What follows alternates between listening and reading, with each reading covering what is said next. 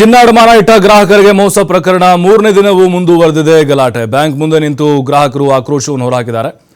ಮೈಸೂರಿನ ಹಿನಕಲ್ ಕೆನರಾ ಬ್ಯಾಂಕ್ ಬಳಿಯಾಗಿರುವಂತಹ ಘಟನೆ ಇದು. ಯಾರಾದರೂ ಚಿನ್ನ ಅಡಮಾನ ಇಡೋರು ಅಥವಾ ನಮ್ಮ ಗೋಲ್ಡ್ ಸೇಫ್ ಆಗಿರುತ್ತೆ ಬ್ಯಾಂಕ್ಗಳಲ್ಲಿ ಅಂಥೇಳಿ ಅಂದ್ಕೊಂಡವರು ಇಂಥ ಸ್ಟೋರಿಗಳನ್ನು ಅಬ್ಸರ್ವ್ ಮಾಡ್ತಾನೆ ಇರಬೇಕು. ನೋಡಿ ಅಲ್ಲಿ ಏನಾಗಿದೆ ಅಂತ ಹೇಳಿದ್ರೆ, ಚಿನ್ನವನ್ನು ಬಿಡಿಸ್ಕೊಳ್ಳೋಕೆ ಹೋದಾಗ ಅಂದರೆ ಮನೆಗೆ ತಂದು ನೋಡ್ತಾರೆ, ಆವಾಗ ತೂಕ ಒಂದೇ ಮಾದರಿಯಲ್ಲಿರುತ್ತೆ, ಆದರೆ ಸ್ವರೂಪದಲ್ಲಿ ಬದಲಾವಣೆ ಆಗಿರುತ್ತೆ. 88 ಗುಂಡುಗಳು ಇದ್ದ ಸರದಲ್ಲಿ 77 ಗುಂಡುಗಳು ಇರೋದು ಪತ್ತೆ ಆಯಿತು. ಇನ್ನು ಚಿನ್ನದ ಸರದಲ್ಲಿ ಕೊಂಡಿಗಳನ್ನು ಕಟ್ ಮಾಡಿಕೊಂಡಿದ್ದಾರೆ ಅನ್ನುವಂಥ ಆರೋಪ ಈಗ ಕೇಳಿ ಬಂದಿದೆ. ಹಾಗಾಗಿನೇ ಬ್ಯಾಂಕ್ ಮುಂದೆ ಮೋಸಕ್ಕೆ ಒಳಗಾದಂಥವರು ಗಲಾಟೆಯನ್ನು ಮಾಡ್ತಾ ಇದ್ದಾರೆ. ನೋಡಿ, ನಂಬಿಕೆಯನ್ನು ಇಟ್ಟು ಬ್ಯಾಂಕ್ಗಳಲ್ಲಿ ಏನೋ ಎಮರ್ಜೆನ್ಸಿ ಇರುತ್ತೆ ಅಥವಾ ಅಲ್ಲಿ ಸೇಫ್ ಆಗಿರುತ್ತೆ ಅನ್ನುವಂಥ ಕಾರಣಕ್ಕೋಸ್ಕರ ಚಿನ್ನವನ್ನು ಅಡ ಇಟ್ಟಿರ್ತಾರೆ ಅಥವಾ ಸಾಲವನ್ನು ಅದಕ್ಕೆ ಪರ್ಯಾಯವಾಗಿ ತೆಗೆದುಕೊಂಡಿರ್ತಾರೆ. ಆದರೆ ಇಲ್ಲಿ ನೋಡಿದ್ರೆ ಬ್ಯಾಂಕ್ಗಳು ನೋಡಿ, ಆ ಕೆನರಾ ಬ್ಯಾಂಕ್ ಮೇಲೆ ಈ ರೀತಿಯಾದಂಥ ಒಂದು ಗಂಭೀರ ಆರೋಪ ಬಂದಿದೆ. ಪ್ರತಿಷ್ಠಿತ ಬ್ಯಾಂಕ್ಗಳ ಕಥೆಯಾದರೆ ಇನ್ನು ಸಣ್ಣ ಪುಟ್ಟ ಅಡಮಾನ ಇಡಿಸ್ಕೊಳ್ಳುವಂಥ ಕಂಪನಿಗಳದ್ದು. ಹಾಗಾಗಿನೇ ಹಿನಕಲ್ ಕೆನರಾ ಬ್ಯಾಂಕ್ ಮುಂದೆ ಜಮಾವಣೆಗೊಂಡಿದ್ದರು, ಆಕ್ರೋಶವನ್ನು ವ್ಯಕ್ತಪಡಿಸ್ತಾ ಇದ್ದಾರೆ, ಮೋಸ ಹೋಗಿದ್ದಾರೆ. ಮನೆಗೆ ಬಂದು ಗುಂಡುಗಳನ್ನು ಎಣಿಸಿದಾಗ ಪತ್ತೆ ಆಯಿತು. ನೋಡಿ, 77 ಗುಂಡುಗಳು, ಇನ್ನು ಉಳಿದಂಥ ಗುಂಡುಗಳು ಎಲ್ಲಿ ಹೋದ್ವು?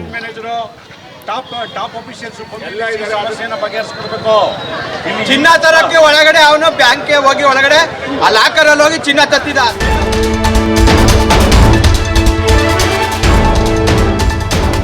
ಇನ್ನು ಇದೇ ಪ್ರಕರಣಕ್ಕೆ ಸಂಬಂಧಪಟ್ಟಂತೆ ಅಕ್ಕಸಾಲಿಗ ಅಶ್ವಿನ್ ಆಚಾರ್ ವಿರುದ್ಧ ಎಫ್ಐಆರ್ ದಾಖಲಾಗಿದೆ.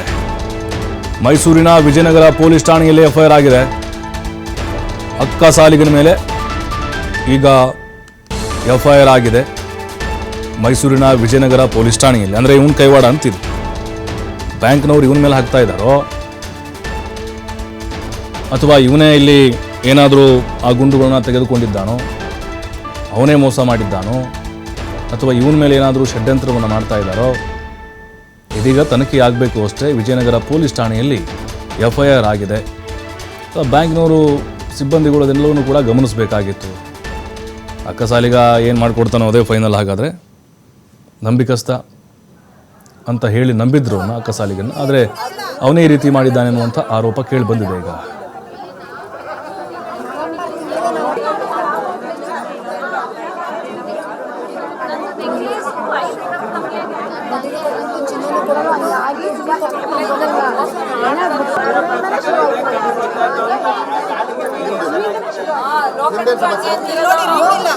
ನಾವಾಗ ಹೋಗಮ್ಮ ಅದು ಇದು ಅಂದ್ಬಿಟ್ಟು ನನ್ನ ಏಕವಚನದಲ್ಲಿ ಮಾತಾಡಕ್ಕೆ ಸ್ಟಾರ್ಟ್ ಮಾಡಿದೆ.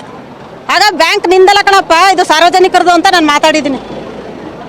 ಅದಕ್ಕೆ CC ಕ್ಯಾಮ್ರಾದಲ್ಲಿ ಫುಟೇಜ್ ತೆಗಿಸೋದು ಆಗಿದ್ದದು ಆಗಿಲ್ವಂತ ಇದು ಮಾಡೋಕ್ಕೆ.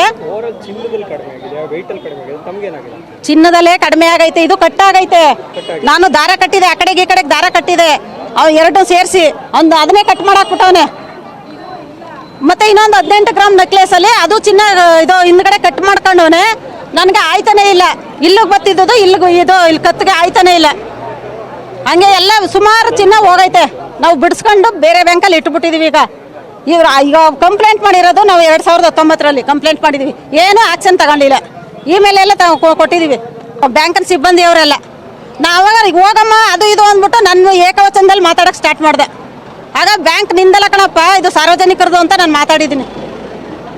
ಅದಕ್ಕೆ CC ಕ್ಯಾಮ್ರಾದಲ್ಲಿ ಫುಟೇಜ್ ತೆಗಿಸೋದು ಆಗಿದ್ದದು ಆಗಿಲ್ವಂತ ಇದು ಮಾಡೋಕ್ಕೆ. ಚಿನ್ನದಲ್ಲೇ ಕಡಿಮೆ ಆಗೈತೆ, ಇದು ಕಟ್ಟಾಗೈತೆ.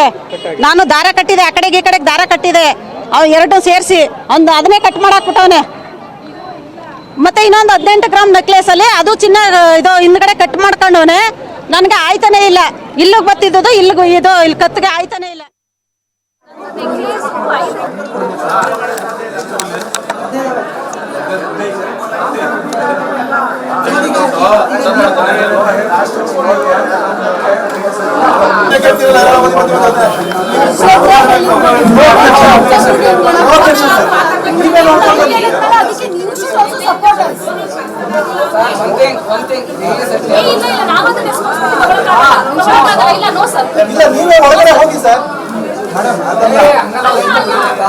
ಓಪನ್ ಮಾಡಿ